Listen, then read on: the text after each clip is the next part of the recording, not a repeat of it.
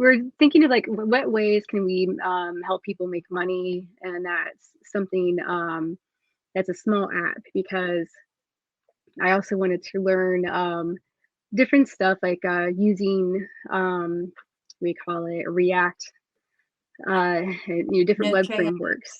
Yeah, and with Node.js.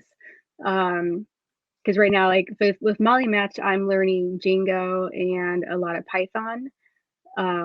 My husband, Sean, he's doing a lot of the back end stuff for me, and my the other programmer, Exit, on AWS. So like we don't really get to see like the Java, a lot of the JavaScript part. With a lot of the BSV apps, everything's JavaScript, and so I want to be able to like catch up a bit so I can understand how to program or work with that stuff. And we got lucky where Handcash updated their documentation recently, and that allowed us to create a real world podcast. But you guys, Wow. you're on that side, and I like what you're doing. Thank you. Wow, well, that's great. That was because of Handcash updating their documentation Yeah, that enabled yeah, they you made to it have easier. tools to build. Wonderful. Right, because you hear that developers, people often say they're not very good at updating their documentation. That's a Mhm. common challenge. And developers wish other developers would do so, because then it enables them to build more on the foundation. Is that right? Yes, yeah. If you want to use like their software, you got to make it straightforward, because a lot of developers already know what to look for.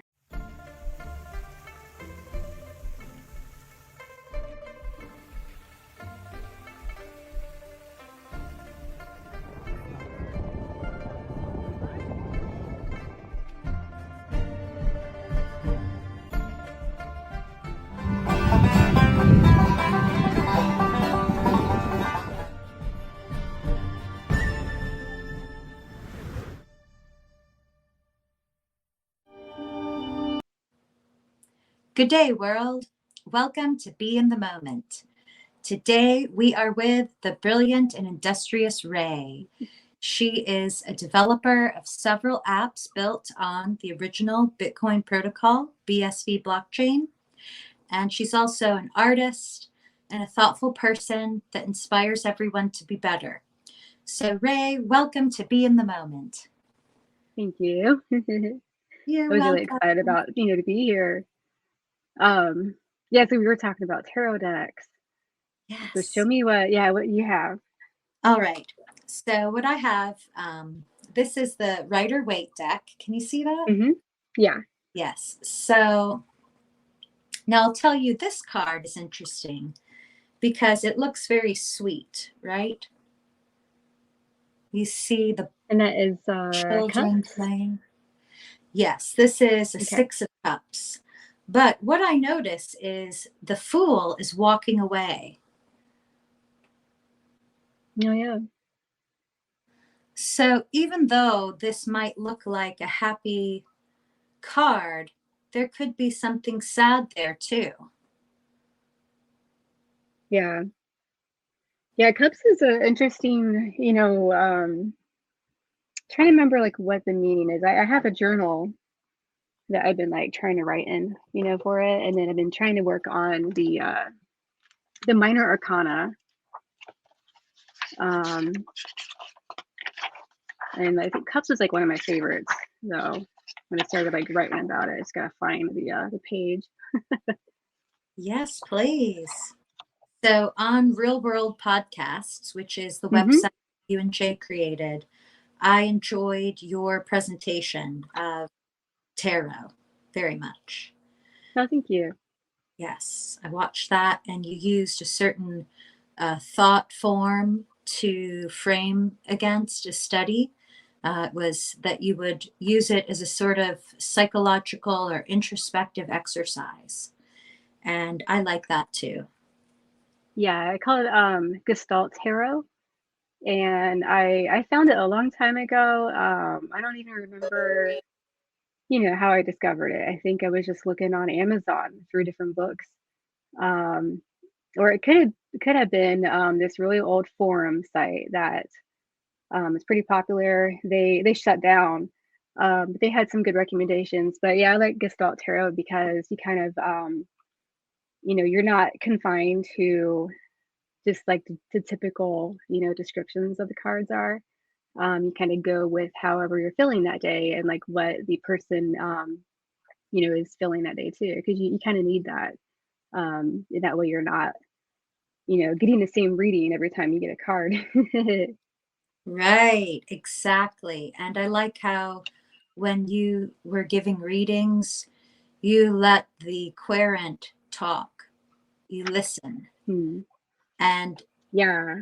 that's good with all things. And even with sales, with business development, they say first you should ask open ended questions and then listen, because then the person will tell you what they need.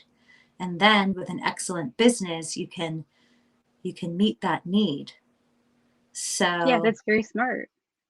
Yeah, you want to get the person to tell you as much as you can about what they want. But yeah, so I have this journal.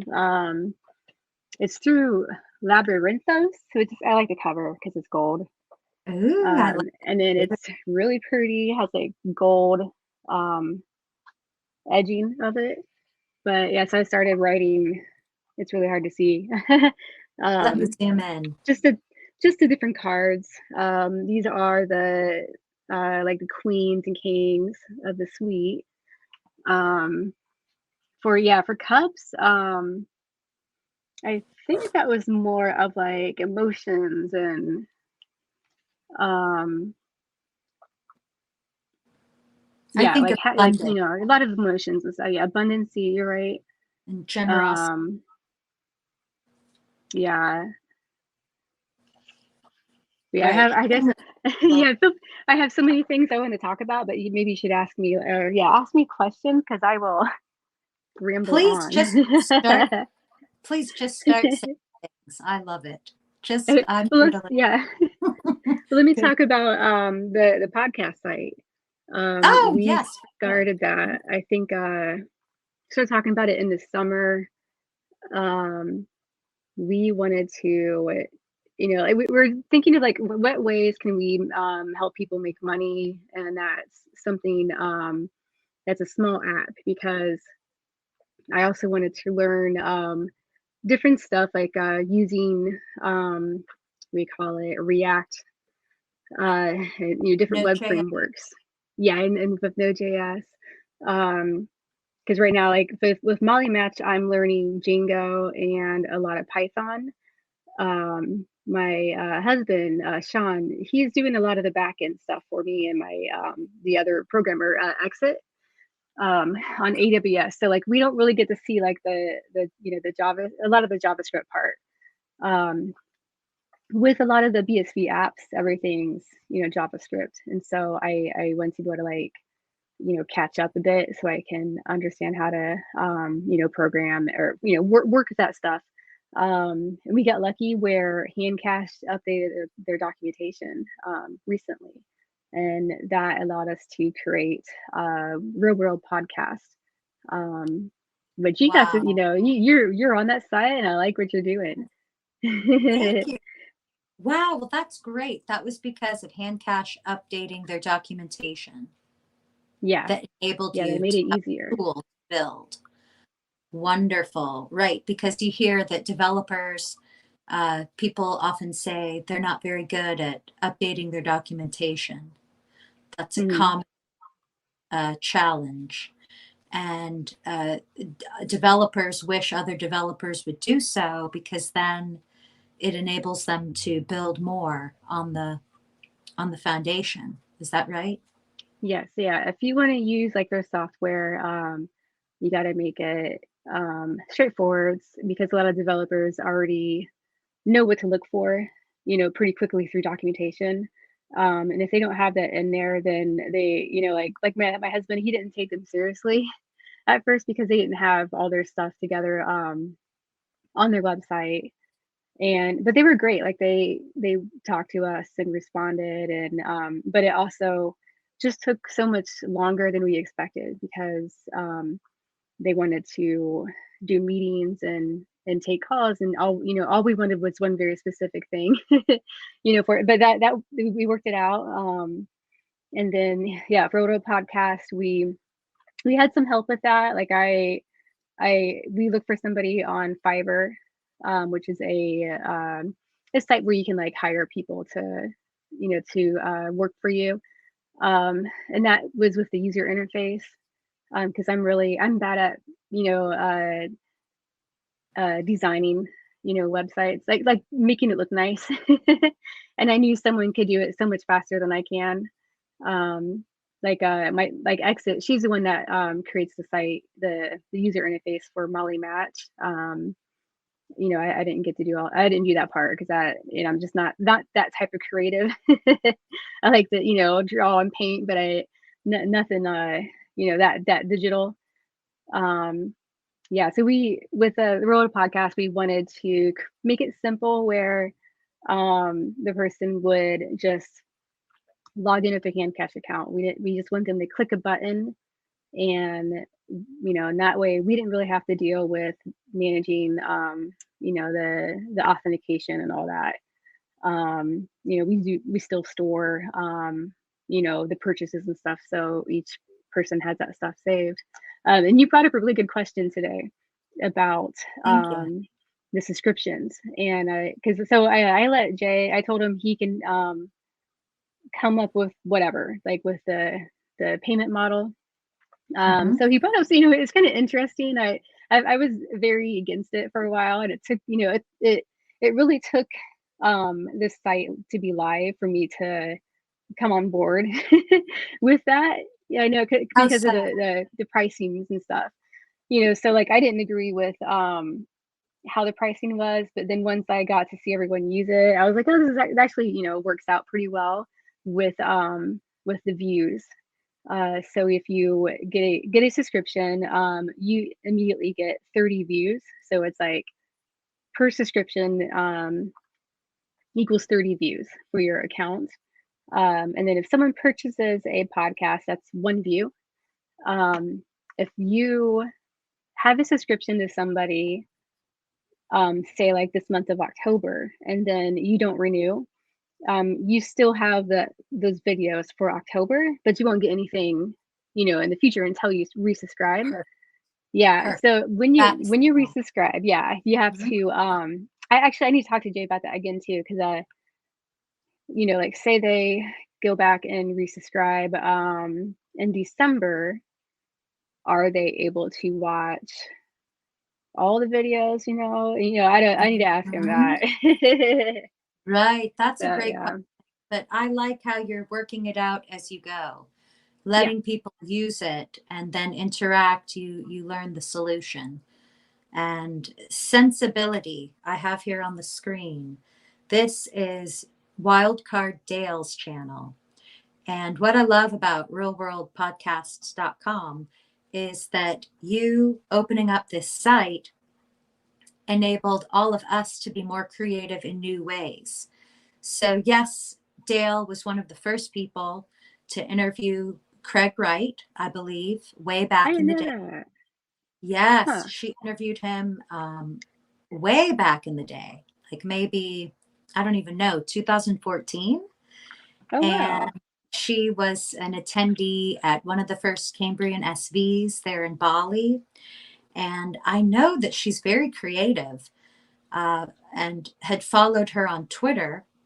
But Hmm. now I can learn from her something that can improve my life, improve my posture. So her channel, Sensibility, is where she is talking us through in a very soothing voice how to be mindful of the way that we are holding our head on our neck and our shoulders, and being thoughtful even of the way that we sit in the chair and the way that we move, and to have this, it's almost like a Bartinieff fundamentals workshop that she's giving us through sensibility. And when I realized that's what she was doing, I immediately hit subscribe. And I was so happy, but I am busy working, and I do tend to still go to YouTube. I click on the YouTube app regularly to watch for music or information. Mhm. And so to click to go over to real world podcasts is a new habit that I'm Yeah. forming. And so with my free time, I feel like I need more time to really meditate on what Dale is talking about and to go through the exercises, be present and mindful of what she's speaking about with sensibility and the skeleton, you know, how we treat our body in the skeleton sense. So I think that if you buy an episode, it's 15 cents Mhm. worth of BSV. So that is able to register in people's minds. Okay, it's 15 cents, a dime and a nickel. That's what Yeah, it's really hard because a lot of people don't, like that. They want stuff free, and I feel like 15 cents isn't a lot, isn't a lot. Um, and it's also great for people who, wanna get into Bitcoin, they're used to Ethereum, which has a very high fee, and you can't even really experiment with it, um, unless you put, a lot of money down. This way you can just go get a hand cash account and someone can send you some money, like it's, they can give you 15 cents, or I will give somebody 15 cents just to test it out. Um, but yeah, that's one of the hurdles. We're still like trying to convince. I think they just don't. It's just that it's another extra app, like you said, you exactly. kind of train yourself to try something new. And yeah, I don't want to push people away from YouTube. Um, I saw this as more of, this is the way to make a little money. When you're on YouTube, you're not really, you're like myself. I have YouTube videos. I'm not going to make money off of those. Um, I think actually the only one that I had like a monetization email sent was a copyrighted music video that I put up for a band called Space Hog. And that's how my account ended up getting a bunch of views. And some of the videos in it end up getting taken down, but that was like way back in the early 2000s, and some of them are still there. But I thought it was funny, because they didn't look at it. They just sent like an email that it was automated, and they're like, hey, you can make some money doing this. And I didn't sign up for it because I didn't want my account to get banned, because I knew that was um, bad to have like a copyrighted or to make money off of a copyrighted video. So I didn't sign it up. But yeah, like with our site, people can make money off of what they're doing, and they can also kind of see how many purchases they're getting pretty easily, like from looking at their hand cash account. Um, I am hoping hand cash will put some kind of search option in their wallet. It makes it easier for everyone to sort their transactions, because I think right now it's kind of hard to, you just have to like go down the list. Um, I believe you can export it, but you have to be a little technical to do it, and I don't remember offhand, like how to pull that data out of there. Export what data? Your transactions. So like you can export all of your transactions from your hand cash wallet, and say you Mhm. wanted to see how many people bought your podcast and their hand usernames. I think you could export it as a .cvs file. Oh, sure. But I don't remember how to do that. I think you have to like run a script to hit their API to do that. It's been a long time since I like even looked that up. Right. Yeah, no, I remember when I was as a recruiter finding the developer that specialized in that. So I learned about that extract, transform, and load. Is that what you call it? What is it? Set, transform, and load. I don't know. Yes. That's really old. Yeah, that's It's like very old school. I don't want to Now, say, yeah, basic. how do you learn? You said you were learning some new languages. So what do you do to study? I have it's all over the place. The easiest is to break stuff. So like you go through. I've been using a GitHub, and for example, there's a book on my Kindle that I've been going through, and you follow along a GitHub page, and you download their code, and you go through the book, and it will tell you like different steps to write, and then you just kind of keep messing with the code until like something breaks, and then you gotta Google the errors that you get just to see like what you did wrong. And the nice thing about that is like you can contact the author and they can help you because they're meant to, that's what their job is. Like they're there to help to teach you. I don't remember the name of the book right now. I have to look it up. This one I'm doing is about React, and it's actually looks like the more I'm reading about it, it's not as confusing as I thought it would be. Just because I started with Django, and there's a certain like file structure, and then with React it's different of how they have stuff laid out in the for the where you're trying to find your code and where you're supposed to put your images and everything. And then on top of that, uh, the way the server for Molly Match is, it's all AWS. For Road Road Podcast, that's all Heroku. And Pardon? they're both different. It's called Heroku, Heroku.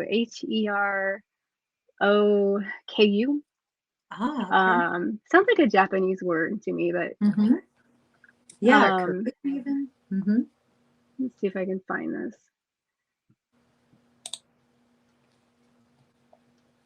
Yeah, I just bought myself an Amazon Fire Kindle because it was that Prime Day last week, and so like I need a new one because I can see the font better. Oh, good. Right. So you have to update the device. Right. Yes, that's the old HP style, right? Now, on real world podcasts, while you're Mm-hmm. looking for the book, I just want to show on the screen. This is the main page, and we have the new release, a sit down with artist designer of Haste Arcade and Take It NFT. So I already bought this podcast, and then I'll watch it later when I have some time. So this will always stay in my purchases here, part of my wallet. So you can see I purchased the Real World BSV podcast, your interview with Joshua Hensley, and then your interview with Stephen February. Yeah, that one was a good one. That was. Now, where did it go? I think it's disappeared. I'm gonna have to ask about that. Yeah, that was the first purchase I made. That was the first one you bought. Well, you're like troubleshooting stuff for us. Right. You know what? It was probably before you had officially launched. So maybe that's Oh, why okay. it's not appearing. I'll ask him about that. I think I can add it in myself. Yeah, Oh, we'll add that back in there. yeah, I'm a Yeah, huge we fan. did some updates, I think, after, yeah, because we officially launched October 1st. So Right. It I was think more than. anything before that, it may have been changed, but we were hoping that, it wasn't too big of a deal. Exactly. No worries. It's fine. And as I took the advice of Joshua Hensley to offer services at a discount if you're paid in BSV. So Yeah. I have more spending money Yeah, there these you days. go. Yes. So that's why I'm happy to buy a subscription or purchase an episode because I'm no longer in a tight spot like I used to be with access to BSV. Because Yeah. here in Georgia and the state of Florida, it is restricted to make online purchases. So I used to have more difficult onboarding process. And Oh, weird. even with hand cash, I needed to text my bank a message like, yes, I approve of this. I attempted this purchase. But it turns out when I'm offering a service that people are paying for, then it's very easy for me to access BSV that way. So I think that goes along with the hyper Bitcoinization concept, which is to provide goods and services that people will want to pay you in Bitcoin for. And so that really has enabled me to then spend here on real world podcasts and have fun buying all the episodes I want. Yeah, And, I was hoping that people didn't have to, do a lot of work trying to find BSV. Because right. you're right. Because with when I do the top up with hand cash, I don't think I can. I think I'm also limited unless I want to, call my bank and all that. I got to figure that out. Right. I've been And buying it even through in Robinhood. oh, right. Tell me about your Robinhood experience. I've seen you tweet about Um, that. yeah, I know I complain about it a lot, but it works really well. The only thing is you have to wait, for it to go through. It's faster than I expected. It used to take like 3 days for it to when you buy it. Because first you got to deposit, US dollars into your account on Robinhood from your bank account. Mhm. Then you buy the BSV, and then that takes a day. And then when you want to transfer it, that can take, it just depends. But lately, it's been about 4 to 8 hours to transfer the BSV money to your hand cash wallet. You have a BSV wallet in Robinhood, but I don't know how they do it. They must be doing it like in batches, and that's why it's not immediate.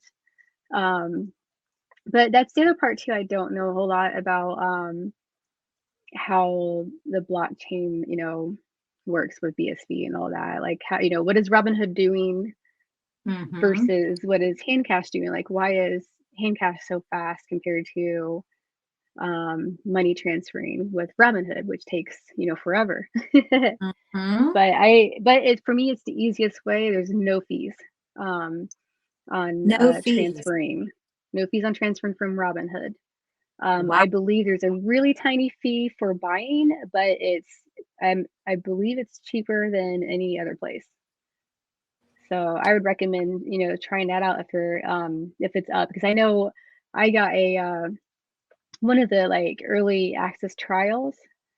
So I don't think Ooh. every Robinhood user has that. We had to Mhm. sign up for it. There was like a little link in the app to do it. So, I'm glad at least they're open to, offering that because a lot of exchanges are not, offering BSV. Yes, and they are the custodian. Like Coinbase holds everybody's stuff. They don't Yeah. let you hold what you've purchased yourself in your own wallet. But Robinhood does, even though you're saying it could take 4 to 8 hours to transfer your BSV to your hand cash wallet.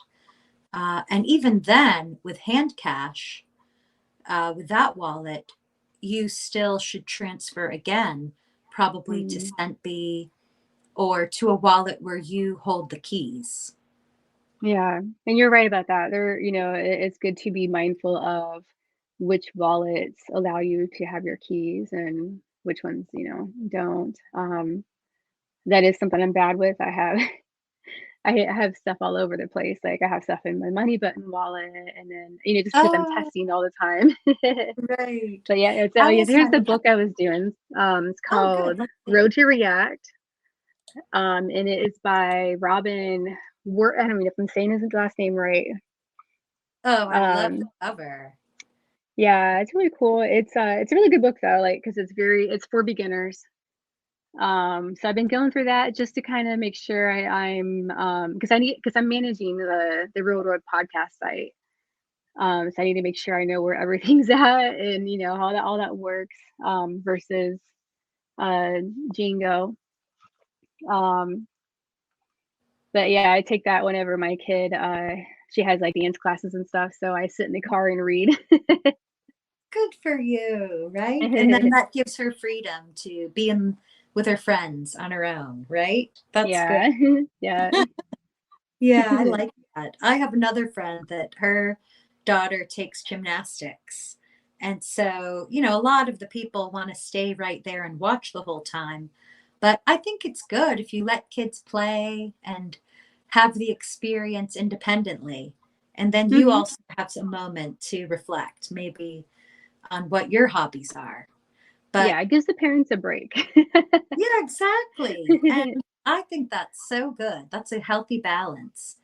And one thing about you, Rae, I remember when I first saw you interviewed by the women of BSV, I was so excited. I thought, who is this lady? She is such a fire starter with all these interesting hobbies. And, that's rare nowadays for people to even have hobbies.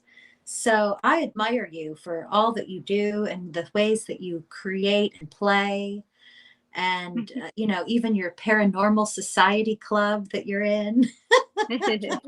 You're just so neat. So Oh, thanks. um, do you have any advice for people that maybe are thinking about starting a hobby? Well, like, so all these things are hobbies when I did before I had a kid.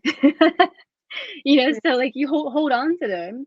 And then when you have time, take a break and then open up the old box of equipment or whatever want to Mhm. do. Like I take a lot of notes too. I have like I have this big like portfolio that I love, like through Filofax, and you can see Ooh. like all these all these tabs and stuff. But yeah, I that's how I keep notes, and then I have a lot of digital notes and stuff all Mhm. the way back from like probably 2009. Mhm. And I always make sure I keep them, because it's just a random ideas. Like I'll think about something like, oh, that's a cool thing I want to check out. And then I may go back to that note like 2 years later and then actually do it. Right. Because if I don't take notes, I'll forget about it, and then you do feel kind of like like stagnated, where you're like, what should I do? And with this free time, but then especially when you're not used to having a lot of free time, and you want to make the best you can with it. So yeah, my Mhm. advice is take notes about Oh, things that that's you like. I think so. And even if they're messy notes, I made a scribbly note of my plan because I was inspired by George Sios Samuels with the Hona, Hmm. with the Hona Honor Your Goals. And I made a goal to produce 2 podcasts a month and to earn BSV. And that was it. But I had even a list of, goals of people I wanted to interview, and it's a very messy piece of paper scribbled all over, and I have it hanging up over there, and then anytime I follow through on one goal, then I check it off, and then I add another goal there, another idea or brainstorm. And I found that that's why all these manifestation people, they say write it down, because there is something about that where if you put it in writing, it's a form of materialization. Hmm. Yeah, I agree with that. It's like art. You're putting your energy into writing these words. It's something that you've been thinking about for however long, and then it kind of feels like you're releasing it. When you write it down, and then even I like destruction too. Like when like if, with rituals like burning paper, when Yeah. you're done, because then you At feel the like, full- okay, it's done, it's complete. I don't have to worry about it anymore. Like I love scratching right. stuff out. That's another way of like being destructive in a positive way. Because you're like, Yeah. I got that off my Letting list. go. Yeah, letting go is a nicer word than saying destructive. But It yeah, I like is. that. Oh, yes. Oh, and so that brings us back to the tarot. So, Yeah. with tarot, I just want to share with the audience that in look at this one, 7 of Cups, another Cups one. Now, cups or cards or tarot might be seen as taboo, or a form of divination. I see it more as an inspirational practice using the game of chance. There, chance is a part of life. It's a part of games. And so I will pull tarot cards and hang them up and then look at them, because within every card, there could be positive and negative, or light and dark. So, there's something to learn or meditate upon looking at every card. And I find it a lot of fun. Now, I have other ones as well, like my, I think this is Archangel Gabriel cards. So these ones have a title, and then it says, you attract more blessings when you appreciate your current blessings. So if I get that card, I'll read it and think, okay, yes, what can I be thankful for? And then I think of very simple things, and then it helps me throughout the day, and I find more good things come. Or like in your case, Rae, have confidence in your creations. Mhm. And I like it that. says, trust in the power of God's creativity, which is being manifested through you. So for me, I find these very inspirational. And then I have Archangel Gabriel cards. It says, your inner guidance is real and trustworthy. And so there will be some script here to inspire. We have the romance angels are helping you. I like So who doesn't love a that. bit of romance, right? Yeah. The artist card. So I combine all of these together with my Kabbalah cards. And the Oh, okay. Kabbalah, these were written by Deepak Chopra, the little guidebook. And I Yeah. love them because they go in depth into the different possible meanings of scripture according to maybe Judaism or maybe Kabbalah. I'm not really sure which one it is, but Mhm. I can learn the Hebrew symbols or letters of their alphabet while I also reflect on scripture that I'm already kind of familiar with from the Mhm. Bible. And then also it's got a bit of the different ideas from Deepak Chopra and then this other guy, Zappi, that wrote the guidebook. And Huh. a new one that I have recently is Guan Yin. I have Guan Yin cards. Those are So pretty. this is beautiful paintings by a traditional Chinese painter. And then the lady who wrote the guidebook is very inspirational. So I think they spell them with a K, like Kuan Yin. But all Mhm. of these combined, it's just a fun habit that I do on a daily basis. And I don't necessarily look at them all a lot, but I do try to pull them and to have no fear of whatever I pull. If it's something scary looking, I just remember, hey, there could be something positive in here as well. So don't be afraid. Yeah. So anyway, that's my big spiel. I How like about that. So you? they're like oracle cards Right. considered yeah, for that. Yeah. I like the Jewish mysticism. There's a really good book by Rachel Pollack, and she covers that a lot about like the numbers and the symbology, especially in the Rider Waite Smith deck, because there's a lot of Mm. um, symbols and stuff in there that relate to the Kabbalah, if I'm saying that right. So it was really neat. But yeah, if you want to go very deep into it, like look up the author Rachel Pollack. She has, Cool. I think, Oh, yeah, I have two of her books, and I think she's probably written more. Oh, this yeah. is the Pamela Coleman Smith special, oops, tarot box, Mhm. Beautiful. and it comes with her artwork, I love her and stuff. it just has postcards. Yeah, her stuff's Mhm. so pretty.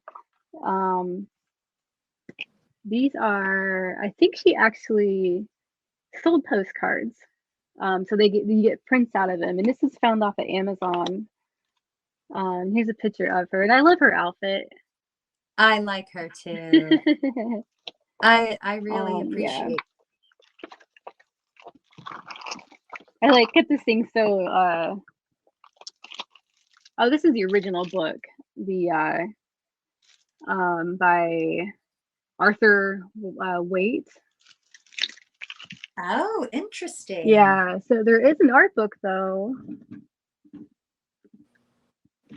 That's actually more important, you know. Like for I don't want to like dig for all my stuff, but there Mhm. is a book that has all of her stuff in it, and it talks about her history, and it even lists some of the current owners of her artwork.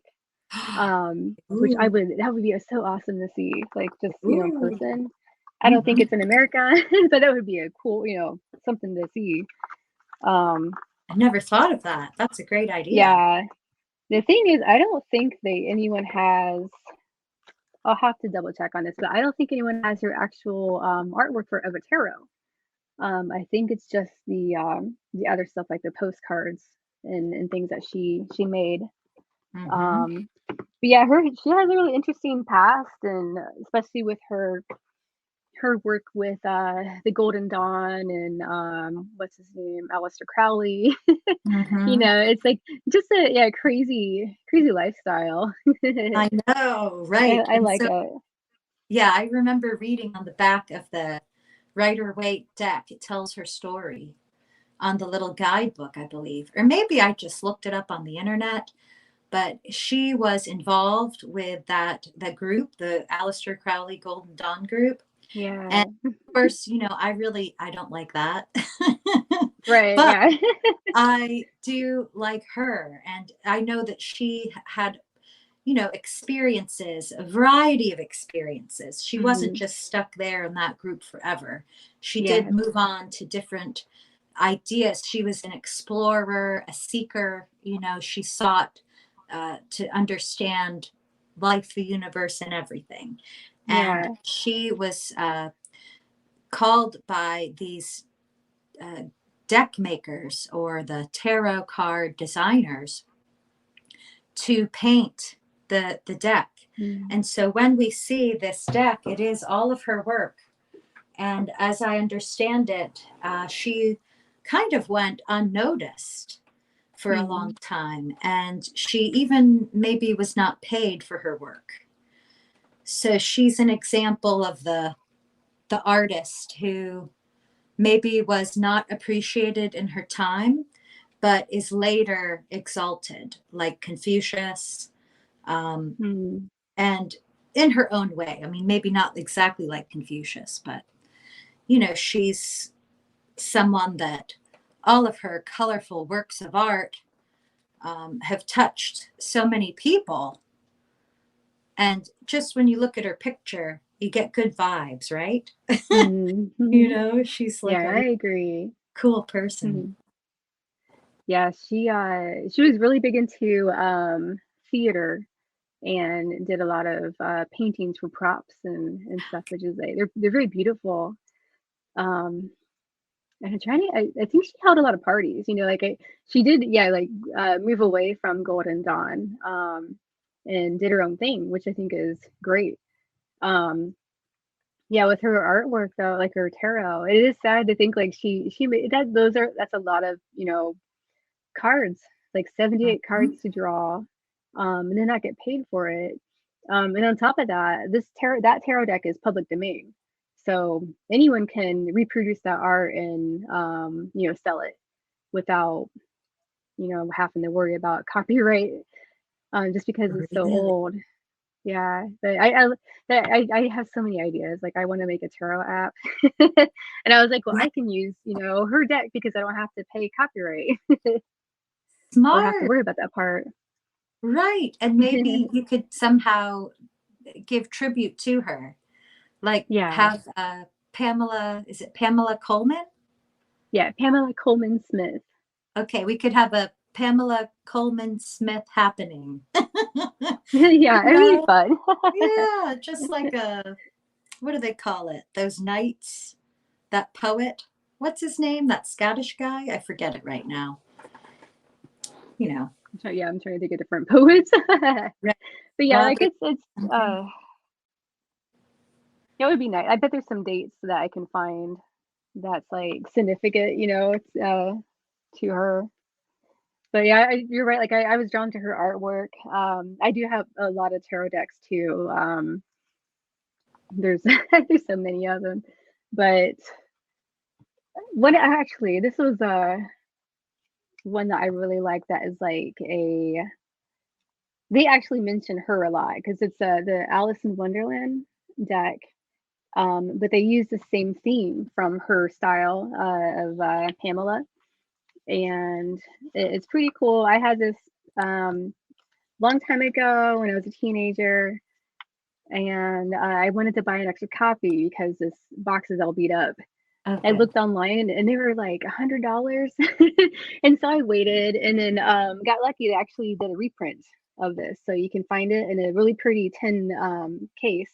Ooh. And yeah, the really funny thing is like the coins or pentacles are actually shells Oh, from hell the style of the book. And yes. flamingos are the swords, Oh my gosh, which that's a is bit pretty pop cute. art. Yes. I love it. I've had Yeah, this deck for so long. that's neato. So what is that one called? Because, we should ask Brittany Bits. I know that someone in her family, they own a metaphysical shop. Oh, really? She should send me Yeah, so we that. can I need ask to her. ask her.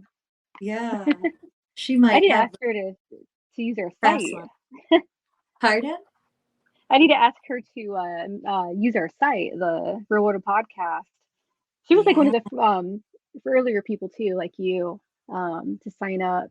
But I mean, everyone just we all get busy, so true. and yeah, and you do so much work with editing too, like that adds on extra time for you got to record the video, and then go through everything. And that does Mhm. take a while. It does, but I'm thankful because Diddy taught me how to do that last year. And we actually did a video of it on YouTube where she was teaching us. And so it's a Hmm. wonderful skill to have now. It can enable me to do many other things. And, I spent, when I interviewed Jimmy last week, I came home from work and I stayed up and I was editing it and then I was extracting it or exporting it from the software. And it takes hours. It takes like 5 hours to extract or export the edited version onto the computer. And then I thought, okay, I'll wake up at 5 a.m. and I'll finish it. I'll upload it to YouTube. So I got up, I'm all chipper, like, yeah, I'm going to do my goal. Woohoo. And I clicked on the unedited version and just uploaded that. Oh And no. so after all that work, there I have the unedited. It just immediately started. And I had worked out That's all these okay though. cool fonts for Twetch. So what I've decided is later today I'll upload the edited version, the rare edited version to Real World Podcasts. And then let that be a place where anything rare or special, it could Mhm. go there. In addition to reading the book I want to share, and then also uh, try to think of motivational quotes or different speeches I can share so that if there are builders in BSV or people anywhere that need some encouragement, they could click on that. I know that I appreciate that. I listen to a lot of those quote channels on YouTube with famous Mhm. quotes, and it helps. It helps a lot. I need to do that. That sounds like a good idea. Yeah, I listened to I'll your make them for podcast on about the book reading. I like your book readings. That's because I get to learn about some, new book to read. So I think it's Yes. a cool idea.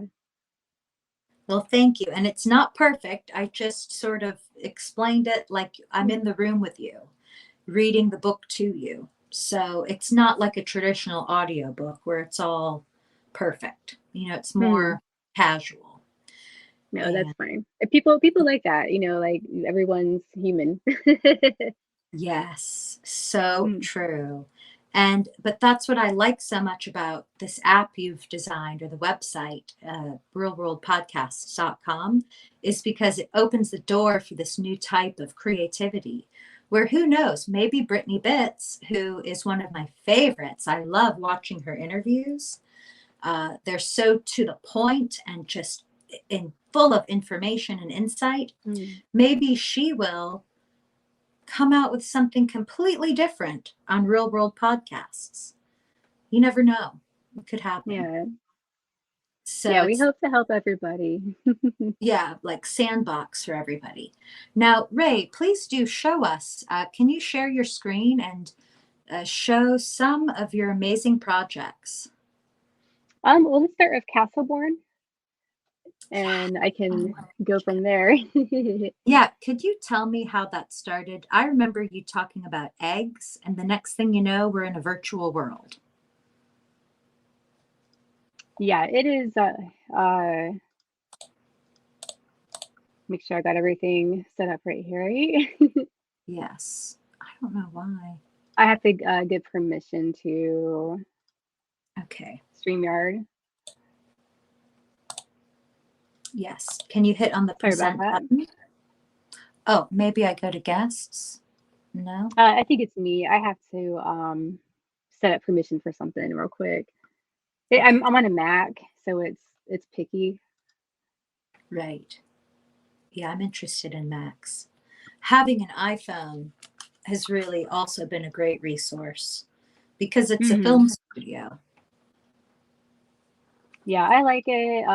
The reason why I picked, okay, so it's it wants me to restart my browser. Do you want me to do that? I'd have to log back in. Okay, yeah, If that's that's fine. okay. Or actually, Okay. don't worry about it. I can share it. I'll share it and you talk about it. Okay, so I'll give you I'll give you the link here.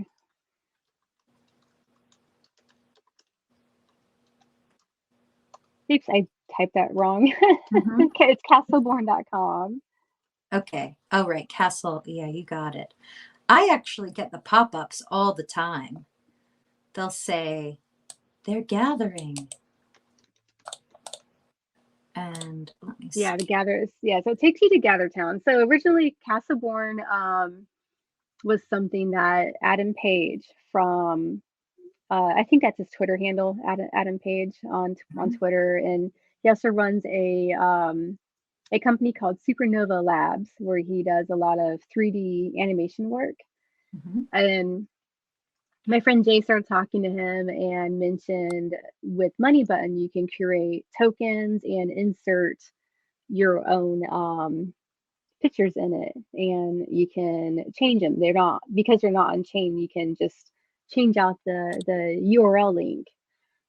So Adam made 3D eggs, and people bought those. We made then Adam set up AR for the eggs, so like you could take pictures of them with your phone and put them in your room and stuff, which was really cool. And we were using a site called Bitcoin Token Exchange to help us out. Now I'll send you a link to that. So Bitcoin Token Exchange was a place where you can create your tokens and edit the information to your tokens through, that's owned by Money Button. Right now, I think that it's no longer running.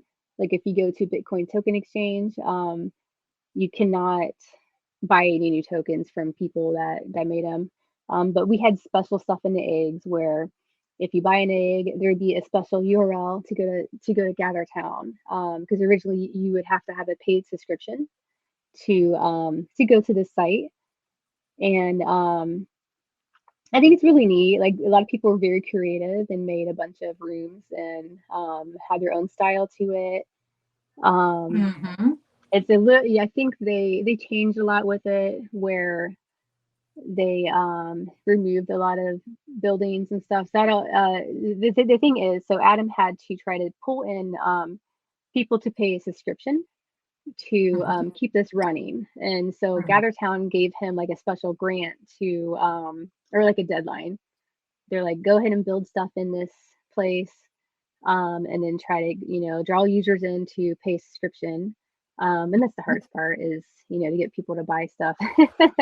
So that stuff on the left with the water fountain, that's Cropy stuff. Yes, I Yeah, saw it's so pretty. Corky is the Mona Hi, Lisa. Corpy. And you It's got like the so cool. NFTs over there for Psycho Parrots. I know they had a poker table somewhere where people would meet up and do like a video chat and play poker.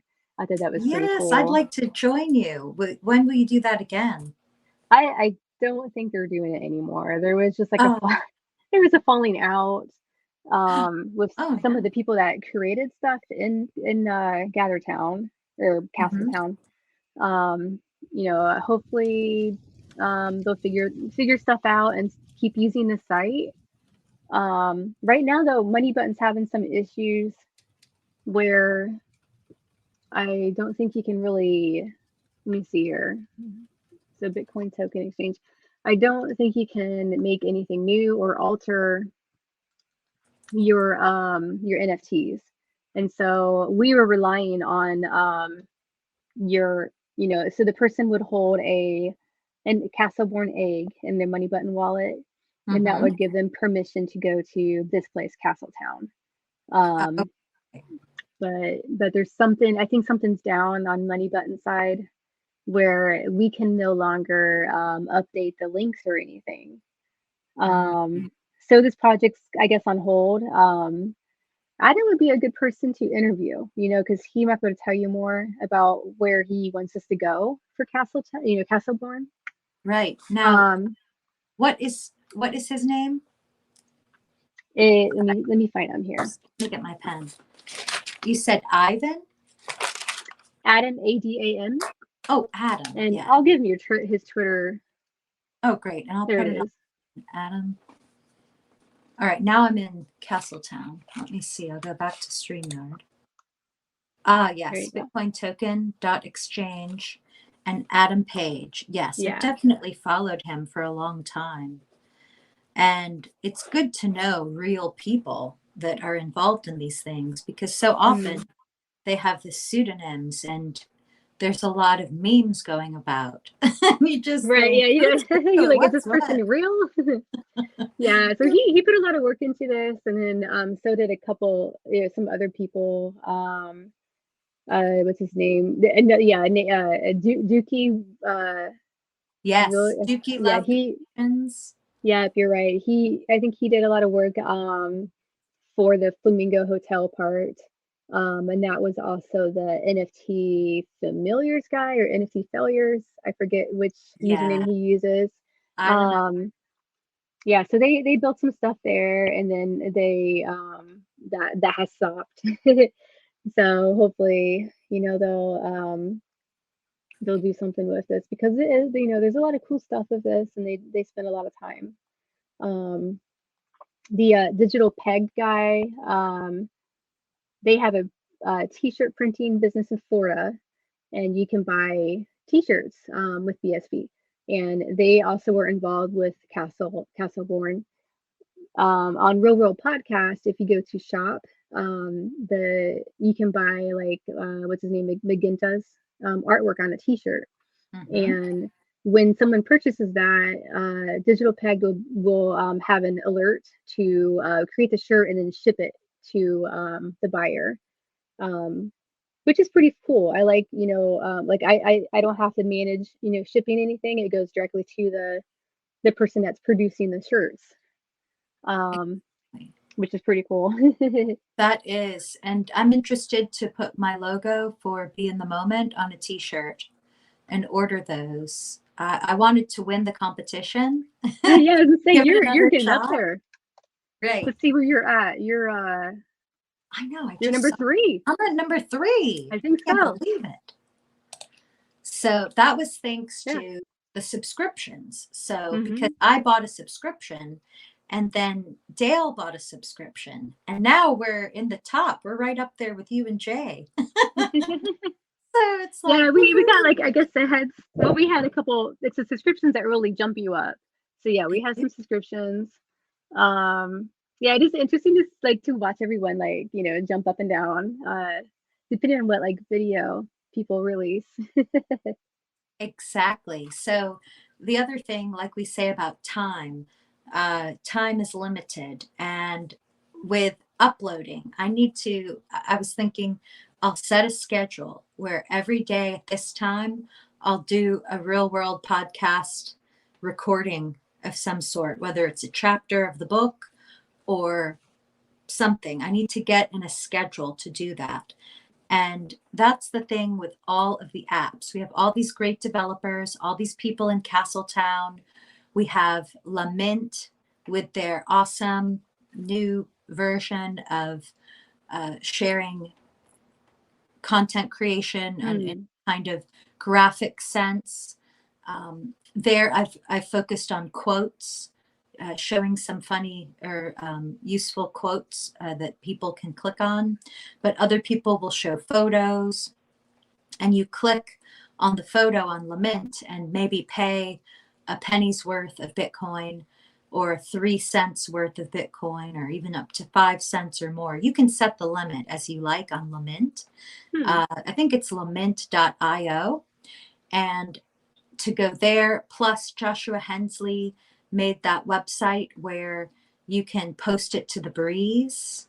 And Yeah. it's where if you have a website full of ads that are all in the way, you can click on Winbell in the app and then go there, and it will clean up that website for you to then read it without all the clutter of the advertisements in the way. And you can also post it to the breeze. And then if other people find it interesting, they click on it. And then another would be Tonic Pow, where you share the link and you can get paid for popular shares through microtransactions. So all of these apps, plus what you're developing, Molly Match and Real World BSV, it's something that we need to go to. And Haste Arcade. Have you played Haste Arcade? I did a little bit. Jay played a lot of Monster Bombs, and yeah, we did that really good interview with Float. And I was so excited because I reached out to her because I'm like, we need to get more artists, interviewed. And she was the first one to respond. So I'm like, come on, come on, and we'll talk about what you're doing. But yeah, they're doing so much over there on Haste Arcade. But It yeah, you can make some money. You can, and it's fun. There are lots of fun games.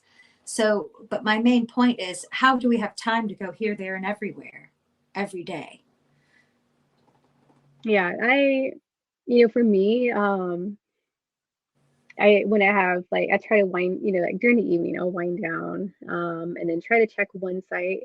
Um, just because during the day, like like I'm trying to make a set schedule where it's like, okay, I'm gonna read this, go through this book for an hour in program, um, and then take care of chores, an hour after that. And then if I do have free time, then that's where I like to, discover a lot of stuff on BSB. But yeah, it's so hard to find like all that extra time because there's so many cool things to to try out. I think like it's really about what building an app that is addicting, but also Mhm. useful to make the person want to come back. Um, and that's what I'm trying to find out, with like, especially for a podcast, like it needs to be a little bit more simpler.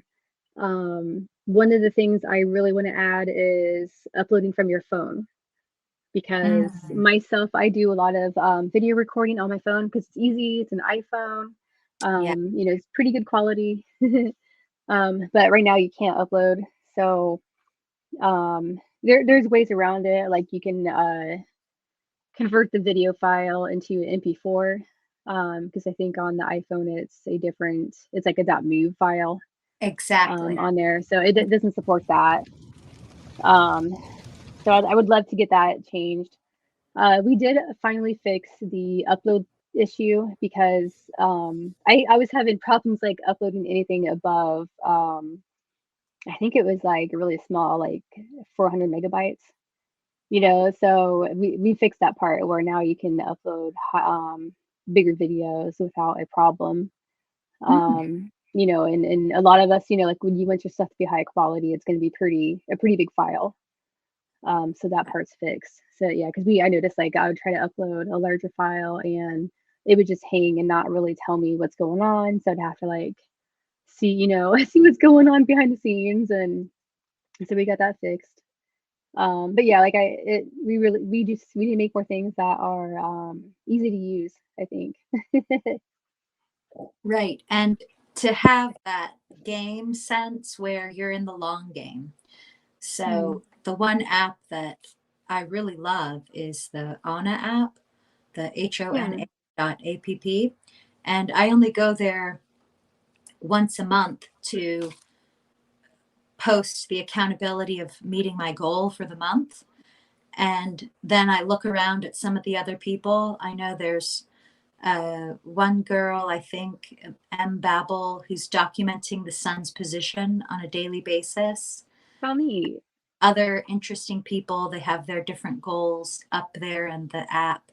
So when I'm there once a month, I'll look around and think, yeah, way to go, or give them a tip, or click cheers for you, you're excellent.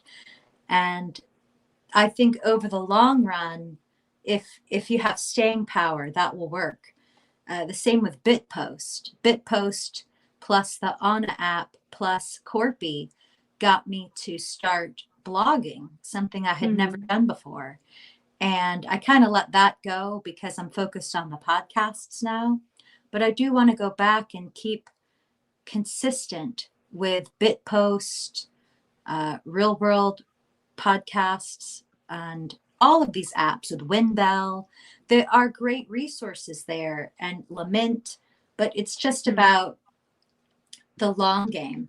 I think if you have that ability to fund yourself for that long, you know, as a developer, Right. producer, because you have to pay money for hosting. Isn't that true? Yes. Yeah, that was that was like the biggest fight that I had with my partner, with Jay, because I was like, this is gonna be so expensive because it involves videos. Um, and I couldn't get a good answer, you know, like on, you know, because we don't know. We don't know how many people are gonna be in the site at one time because we had to, you know, pay for bandwidth. But so far we are under um on what we're making. So, you know, we're in the green, I guess, or what is it like for Black Friday? They always say you got to be not in the red. I know. You Right. know, like In yeah, the like for the black, financials. Yeah, I think it's probably just been the black because you have to make a it's certain huge. amount for the end of the year. Ah, But okay. yeah. So we made it. We so far, you know, for I think it's been 2 months. And it's way cheaper than I thought it would be. Good. But one thing that's going to change though is Heroku, which is our hosting site. They're changing something where they no longer provide free service first level. We are a part of that service at the moment, so that will change. I'm not expecting more probably than $30 a month. You know, so unless we get a lot of traffic.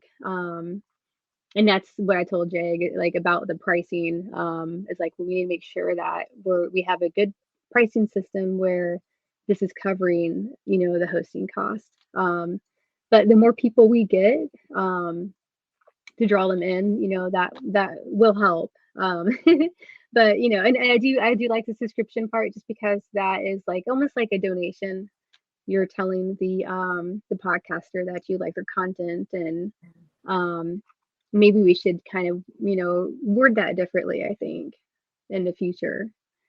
So people can kind of understand like this is more of a like a donation than, you know, I mean it is a subscription, but at the same time, you know, you're right, like the cost of per episode is a lot, you know, cheaper than a subscription. Hmm. Yeah, we put the top up or contribute bar on the site recently.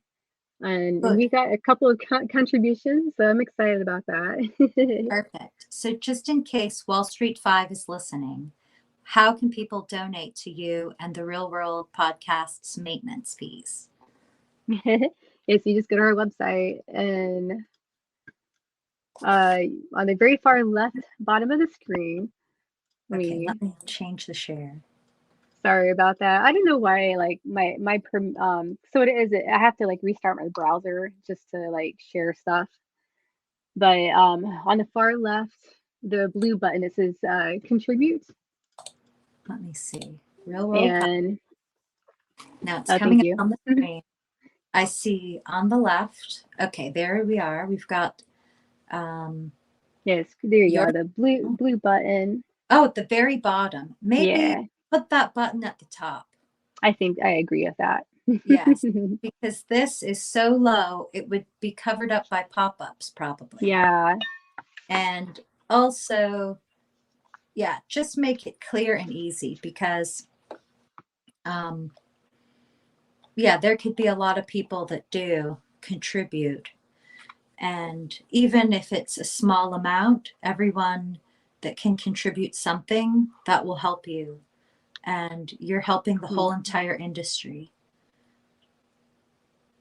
Yeah, we hope like I like seeing people make money off of the site. And we're kind of just yeah, right now we're not really eating any costs, but it just depends how the future is with this. But yeah, we have it was like $16 donated so far. So that's not bad for a site that small and how young it is. Right. Okay. Well, let's demonstrate how to use the contribute button. Okay. I'll go there now. Okay. Join the others. Wow. Okay. So let's see. I'm going to contribute. All right. I'm into the numbers again. Okay. This is what I can do at the moment. Right. Oh, Let's thank see. you. Will this work? There it Yay. goes. Very good. So I have 97 cents left in my hand cash budget for the day. We need some people to send you some hand cash Yeah, money. seriously. No, but that is cool to see because hand cash does give us that limit. So if we are on a kind of gambling website, like what's that one that's the big gambling? Satoshi used to play it live all the time, and I used to be so worried for him. I don't know. I know Haste Arcade's bad, because that's also kind of gambling with Oh, it all was pure. the games. Oh, right, yeah. Or Duro Dogs. Zero Sometimes dogs. you're so into it that it's good. Hand cash offers you an ability to limit your daily spend on these apps so that you don't go overboard. Right. I do want to mention the button above, Pew Send Alerts. Yes. What? You probably have heard of Pew Party. Mm-hmm. It's where people send a bunch of, like a bunch of small transactions to your friends for you, whoever that bought a podcast, I believe, is right now on your friends list. And then you can, if you want to send, like a penny and then put a little note like, hey, I have a new podcast, just, check it out.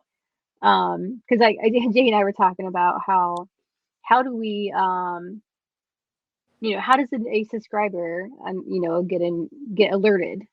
And right now we just have it set to post on our Twitter account. And then he mentioned the Pew app, and I was like, that's a good idea. So if the podcaster wants, they can send a penny to their subscribers or their purchasers Mm-hmm. to alert them that there's a new podcast. Oh, great. I remember hearing about this. And I even did receive some pews from Senior Bruce. Yeah. I was on his list and I appreciate that. Thank you, Senior Bruce or Bruce. And when I do my podcast, I say, drop your handles below. And then people, amazing people from all over will drop their handles. And Mhm. I've started to get to know them because I will copy and paste their hand cash address into my hand cash wallet, and then I'll send them like a penny or 2 cents worth of Bitcoin. And I've become familiar seeing these names all the time. So I guess what I should do is add them as a friend, like click add as a friend in my hand cash, Mhm. and then later they'll appear here. Yes. Okay. Yep. Yeah, that's your Wow. friends list, and yeah, I like it. It's a cool tool, to advertise your podcast and tell them that you have a new episode up. So let me try this now. I've just put your website in, realworldpodcasts.com. Mhm. So let's see what happens. Then I click. Do I slide? Do I click? What do I do? I believe you click on. Let me see here. You're gonna click Pew on the. Let's see. Is it this? Pew. There's multi-pew, but it says pew two friends at once.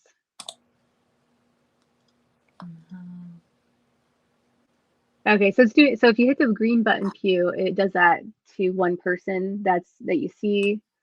That's something we need to fix too. So like if you click on multi pew, you can select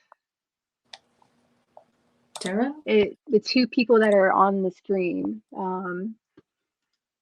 But yeah, I think I need to fix that because that's not very easy to use, is it? It could be. I know some people really are great with the pew pews, and I've never done it before. So maybe that's the problem. Yeah, so Just there's like, a script that they run through there was one through Telegram app, and that would send it all at once, like, but this one unfortunately it looks like it's just two people at a time. well, I'll keep trying. That's the key. Never give up. When I first came home from abroad, I had this gig where I could sell disposable gloves and baby wipes. And I was like a prospector going up to doctor's offices. And I Oh, okay. thought, oh my gosh, like, I just give up. It was too awkward. But then 2020 came and there was this amazing demand for gloves. So I just thought, gosh, if only I had kept that account, I could have Right. cashed in on all that. And so it's like an expensive lesson, a failure that teaches me just persist. Even if you have one account and you keep going with it, just keep it going. You don't know what the future will hold. Yeah. So yeah, this is like a work in progress. So same with all of your works. Now, what are your current apps, Rae? So the other one is it's mollymatch.com, and it's a NFT game. We were working on it. We were supposed to launch in, I think, August, mid-September. But during that time, my father-in-law passed away, and so Oh, I'm sorry. it was just sudden. We were not, we didn't know he had what it was. He had lung cancer, and just a long-term smoker. And some people are very private about their health, and he was doing really well when the last time we saw him, and then he ended up having a heart attack, and that was very sudden. At least it wasn't painful, but yeah, he had lung cancer, and supposedly he didn't know either. And Wow. like he actually went to the doctor, and they told us that he was tested the day before and was diagnosed with lung cancer and then died the next day. What? And I mean, Oh my. yeah, I don't, maybe they just didn't want us to know, but it's very unfortunate. Um, it was really hard because like I was setting up a fishing trip for my daughter to go with him, and so that was it was really sad. She took Mhm. it she took it well. And she still has her grandma. Mm-hmm. But so yeah, we were working on Molly Match during that time, and so we took a break because my spouse is the one that is doing a lot of the back end and helping me develop the protocol for making the cats on chain. We just started back up. We're getting the site secure. We're making sure we have like a like two servers. So if one server has an issue, we can launch the other server. It'll be ready to go. Um, so we're making sure everything's very, we just want people to lose their stuff, um, especially when there's some kind of issue with the block, with the weird minor stuff that's going on. Oh, right. Um, What's your take you on that? know, I The don't know whole what to think about drama. it. I feel like it's natural, like what's Mhm. going on. Like it's just like it's gonna happen.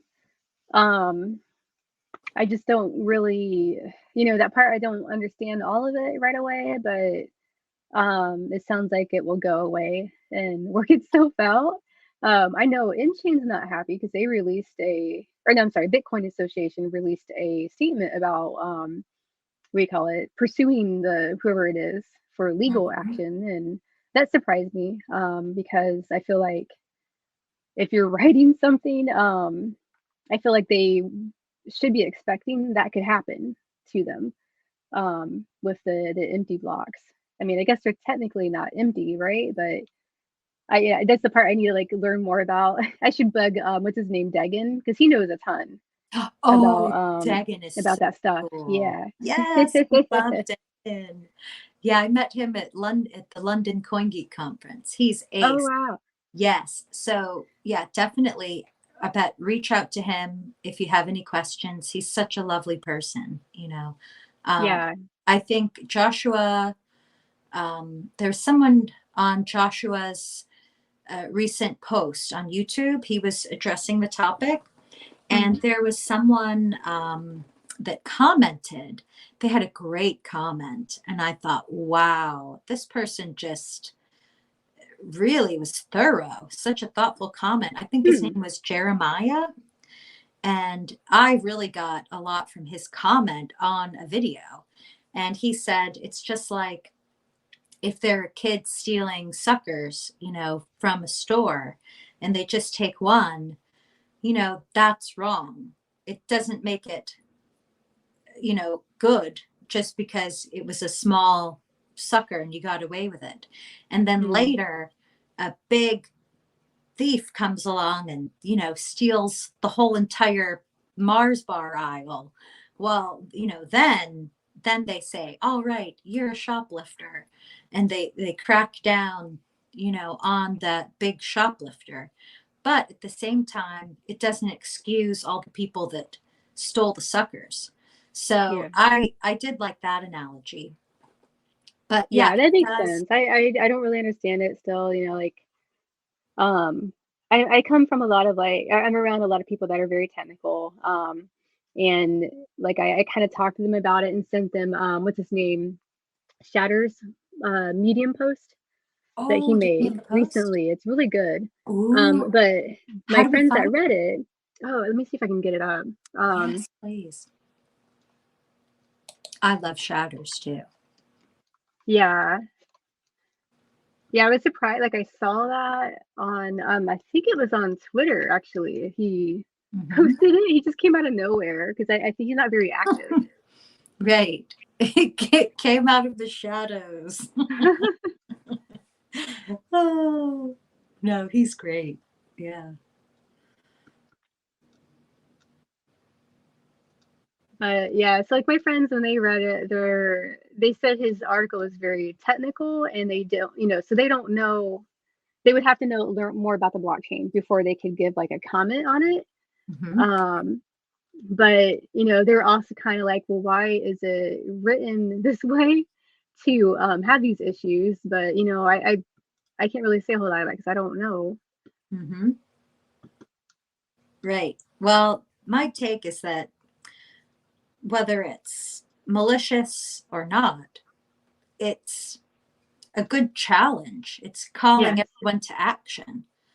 And sometimes there could be malicious actors, But through and through, everything works out for our good. So even if it was some malicious attack, I think that the response has been a positive one overall, Mhm. because it's caused everybody to start thinking and to be challenged and to be uncertain and to say, oh, what is this? And do I believe this or do I believe that? And it's just creating more thoughtfulness, and Mhm. challenging. So I know that it's really, I think, good for the scene, because it doesn't get us all into one orthodoxy where we all say rah rah sis boom ba and we all agree with each other on everything. We have this diversity that makes us stronger. Yeah. So I really like that. And also, I feel kind of used to this stuff by now because we've had these attacks for so long. And it's like, another attack. We are charging forward. So, and we're learning as we go. I mean, I'm not worried. Mhm. Yeah, I think, it will fix itself, and if somebody did something wrong, they'll have to pay for that.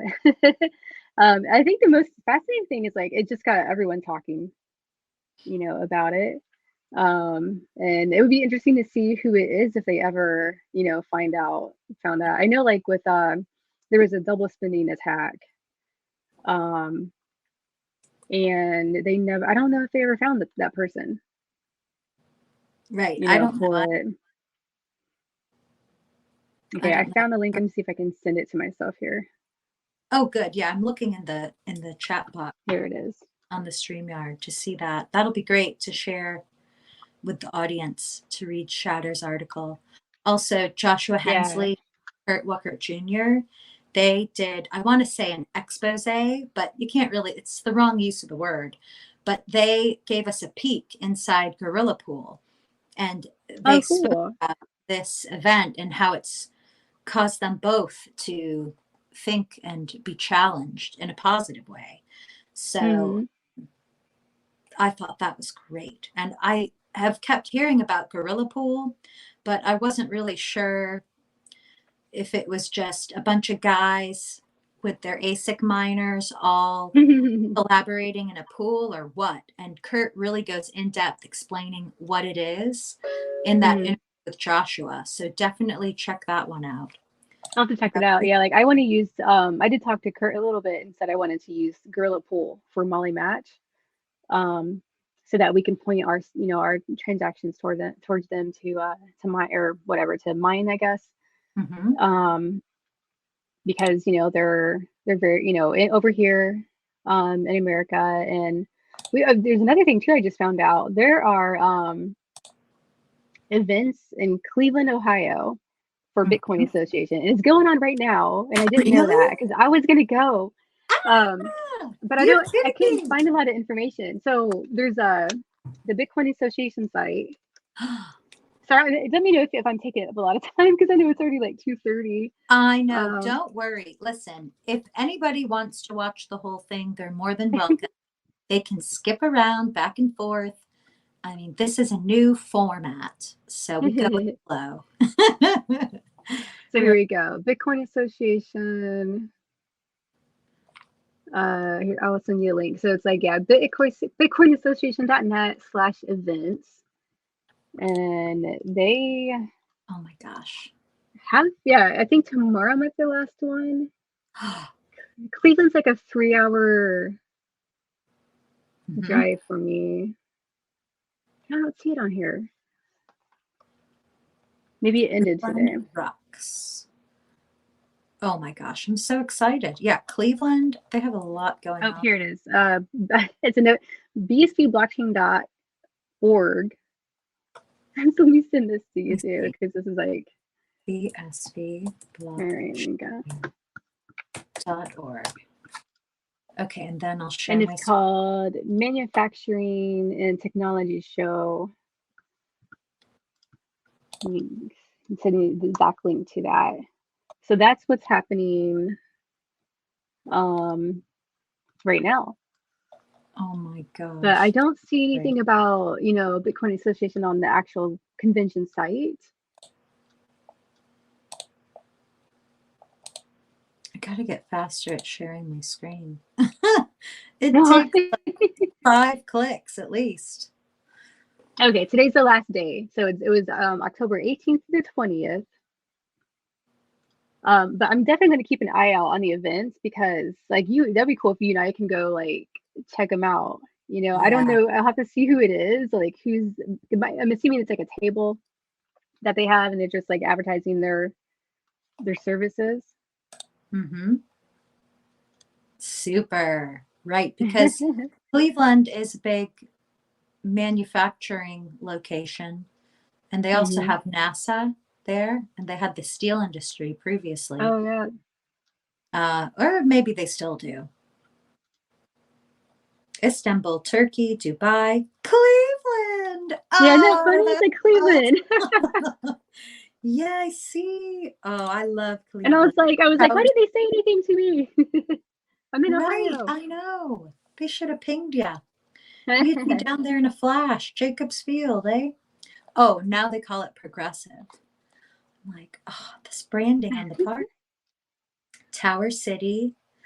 Oh, I love it. Yeah, right there on Lake Erie. This Hmm. is fabulous. Thank you for showing me this. I'll check this out and tell all my cousins.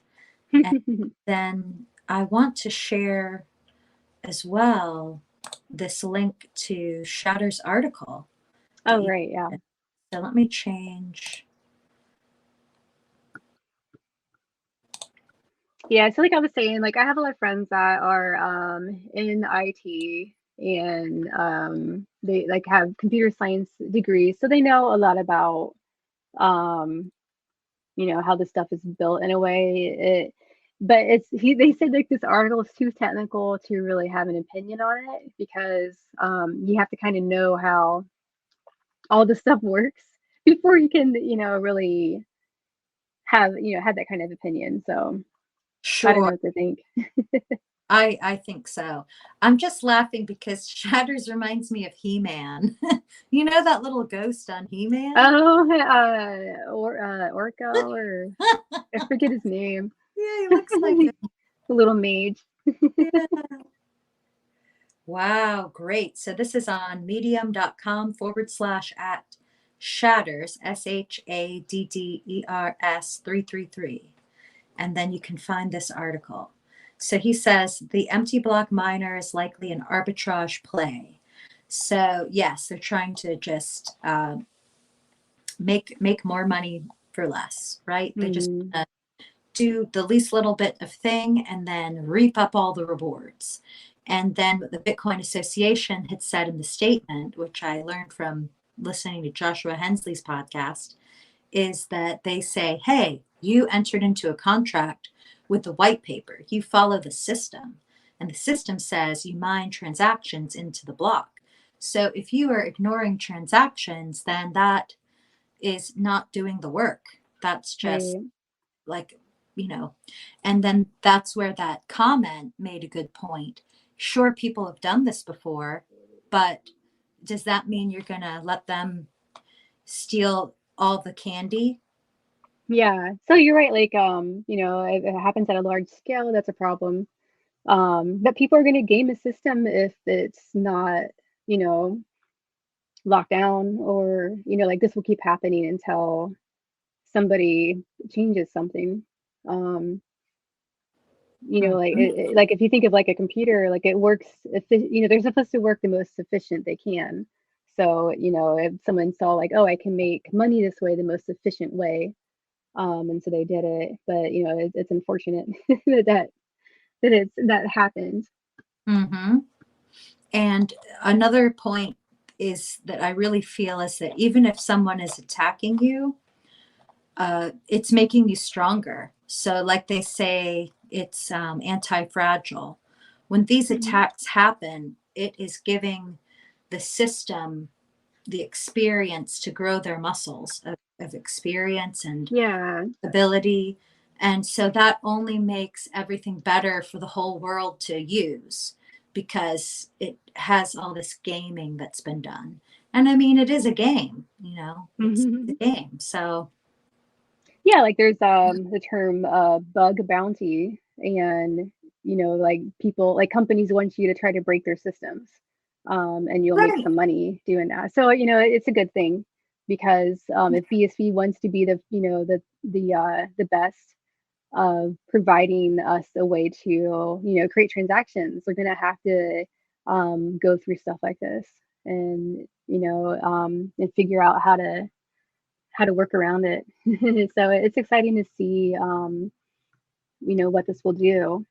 I hope, I don't think I don't think this will ever go away, because BSB has something special with the way they, handle transactions, fast, and you don't have to worry about very high fees. Even if they raised the fees, it's still probably not going to be, a ridiculous amount like, on Ethereum. right. Because Um, you know those NFT artists on Ethereum, and you said they're paying thousands of dollars oh, in fees. yeah, like my friend, I told her to mint on Fabric X, and then she went ahead and minted on OpenSea, which is a Ethereum marketplace, and she paid $100 to make her artwork, and I was like, oh, why did you do that? And no one bought it. Like you have to be someone probably famous to get people to buy your Ethereum NFTs. Um, but on BSV, you have a chance, and you have a smaller community to to buy your stuff, and it's not a big gamble of paying that fee part. But yeah, like as a Molly match, we are getting we're getting a server ready to go. Like so it's very hard to we just don't want to lose any data. We want everyone to have a very seamless experience with it. Um, I we have all the cats. I was gonna show you like some secret stuff that I I'd wasn't gonna love post to. on Twitter. I don't have it on online though. Mhm. Like where you can have access. I would have to restart my browser, to screen share. If you want me to do that, because you'd Yes, have to. please.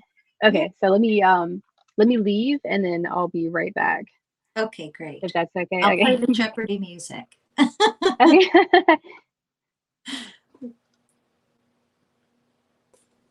So I'll take this opportunity to say, like and subscribe, okay? Hit the subscribe button on YouTube.